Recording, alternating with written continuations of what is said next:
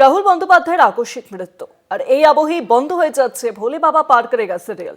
রাহুলের আকস্মিক মৃত্যুতে বড় সিদ্ধান্ত। সপ্তাহ পার হলেও অভিনেতার মৃত্যু ঘিরে নানা ধোঁয়াশা। কি কারণে এই সিদ্ধান্ত? একাধিক প্রশ্ন ইতিমধ্যেই উঠে আসছে। ফোন লাইনের সঙ্গে রয়েছেন প্রতিনিধি পারবিতা আচার্য। পারবিতা, ভোলে বাবা পার করেগা সিরিয়ালটি এবার বন্ধ হয়ে যাচ্ছে, কি কারণে এই সিদ্ধান্ত গ্রহণ করা হয়েছে, কি জানানো হচ্ছে?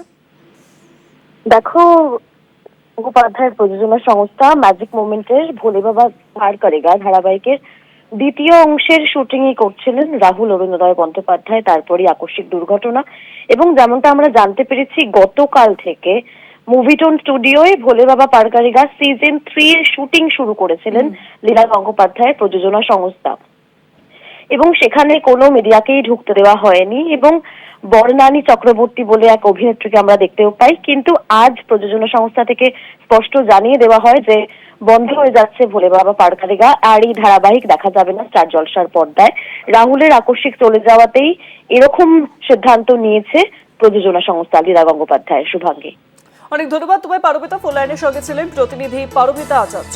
রাহুলের আকস্মিক মৃত্যুতে বড় সিদ্ধান্ত গ্রহণ করা হয়েছে। ইতিমধ্যে আমরা জানি যে ভোলে বাবা পার করেগা সিনেমায় তিনি অ্যাক্টিং করছিলেন, এবং এই আবহেই জানা যাচ্ছে যে সেই সিরিয়ালের শুটিং বন্ধ হচ্ছে এবং সিরিয়াল বন্ধ হচ্ছে এবারে।